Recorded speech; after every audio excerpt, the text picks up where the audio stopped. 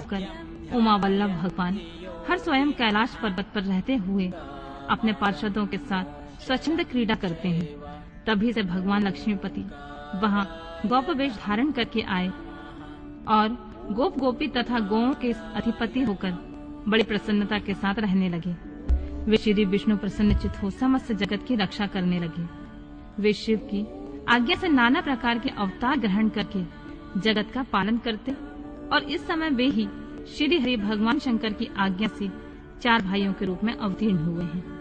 उन 4 भाइयों में सबसे बड़ा मैं राम हूँ, दूसरे भरत, तीसरे लक्ष्मण और चौथे भाई शत्रुघ्न।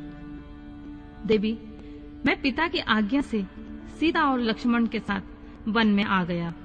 यहाँ किसी निशाचर ने मेरी पत्नी सीता को हर लिया है और मैं विरही होकर भाई के साथ इस वन में प्रिया का अन्वेषण करता हूँ। जब आपका दर्शन प्राप्त हो गया तब सर्वथा मेरा कुशल मंगल ही होगा। माँ सती, आपकी कृपा से ऐसा होने में कोई संदेह नहीं है। देवी, निश्चय ही आपकी ओर से मुझे सीता की प्राप्ति विषयक वर प्राप्त होगा। आपके अनुग्रह से उस दुख देने वाले पापी राक्षस को मारकर मैं सीता को अवश्य प्राप्त करूंगा। आज मेरा महान सौभाग्य है जो आप दोनों ने मुझ पर कृपा की है। जिस पर आप दोनों दयालु हो जाएं, वह पुरुष तो धन्य और श्रेष्ठ है। इस प्रकार बहुत सी बातें कहकर कल्याणमयी सीता देवी को प्रणाम करके रघुकुल शिरोमणि श्री राम उनकी आज्ञा से उस वन में विचरने लगे।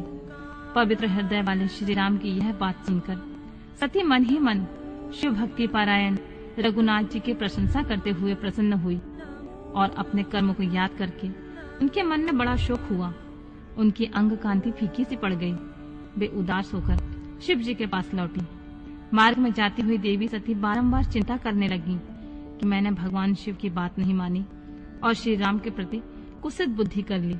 अब शंकर जी के पास जाकर उन्हें क्या उत्तर दूंगी। इस प्रकार बारंबार विचार करके उन्हें उस समय बड़ा पश्चाताप हुआ। शिव के समीप जाकर सती ने उन्हें मन ही मन प्रणाम किया। उनके मुख पर विषाद छा गया था और शोक से व्याकुल तथा निस्तेज हो गई थी। सती को दुखी देखकर भगवान हर ने उनका कुशल समाचार पूछा और प्रेम पूर्वक कहा, तुमने किस प्रकार परीक्षा ली। उनकी यह बात सुनकर सती मस्तक झुकाए उनके पास खड़ी हो गई। उनका मन शोक और विषाद में डूबा हुआ था।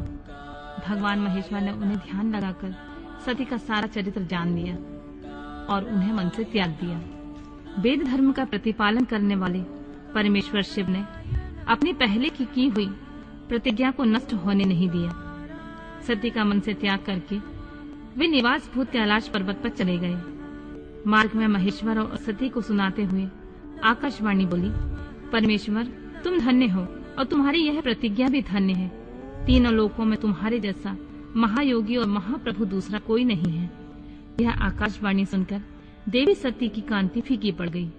उन्होंने भगवान शिव से पूछा, नाथ, मेरे परमेश्वर, आपने कौन सी प्रतिज्ञा की है, बताइए।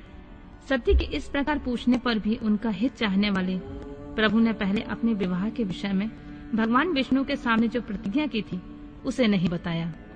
मुनि, उस समय सती ने अपने प्राण वल्लभ पति भगवान शिव का ध्यान करके उनके समस्त कारण को जान लिया, जिससे उनके प्रियतम ने उन्हें त्याग दिया था। शंभु ने मेरा त्याग कर दिया। इस बात को जानकर दक्ष कन्या सती शीघ्र ही अत्यंत शोक में डूब गई और बारंबार सिसकने लगी। सती के मनोभाव को जानकर शिव ने उनके लिए जो प्रतिज्ञा की थी उसे गुप्त ही रखा और वे दूसरी बहुत सी कथाएं कहने लगे। नाना प्रकार की कथाएं कहते हुए वे सती के साथ कैलाश पर जा पहुंचे। श्रेष्ठ आसन पर स्थित हो चिरवृत्तियों के निरोध पूर्वक समाधि लगा अपने स्वरूप का ध्यान करने लगे। सती मन में अत्यंत विषाद ले अपने उस धाम में रहने लगी। मुने, शिवा और शिव के उस चरित्र को कोई नहीं जानता था। महामुनि, स्वेच्छा से शरीर धारण करके लोक लीला का अनुसरण करने वाले उन दोनों प्रभुओं का इस प्रकार वहां रहते हुए दीर्घकाल व्यतीत हो गया। तत्पश्चात उत्तम लीला करने वाले महादेव जी ने ध्यान तोड़ा। यह जानकर जगदम्बा सती वहां आई और उन्होंने व्यथित हृदय से शिव के चरणों में प्रणाम किया। उदार चेता शंभु ने उन्हें अपने सामने बैठने के लिए आसन दिया और बहुत प्रेम से बहुत सी मनोरम कथाएं कही। उन्होंने वैसी ही लीला करके सती के शोक को तत्काल दूर कर दिया। वे पूर्ववत सुखी हो गईं। फिर भी शिव ने अपनी प्रतिज्ञा को नहीं छोड़ा। परमेश्वर शिव के विषय में यह कोई आश्चर्य की बात नहीं समझनी चाहिए। मुनि लोग शिवा और शिव की ऐसी ही कथा कहते हैं। कुछ मनुष्य उन दोनों में वियोग मानते हैं, परंतु उनमें वियोग कैसे संभव है? शिवा और शिव के चरित्र को वास्तविक रूप से कौन जानता है? वे दोनों सदा अपनी इच्छा से खेलते और भांति भांति लीलाएं करते हैं। सती और शिव वाणी और अर्थ की भांति एक दूसरे से नित्य संयुक्त हैं। उन दोनों का वियोग होना असंभव है। उनकी इच्छा से ही उनमें लीला वियोग हो सकता है।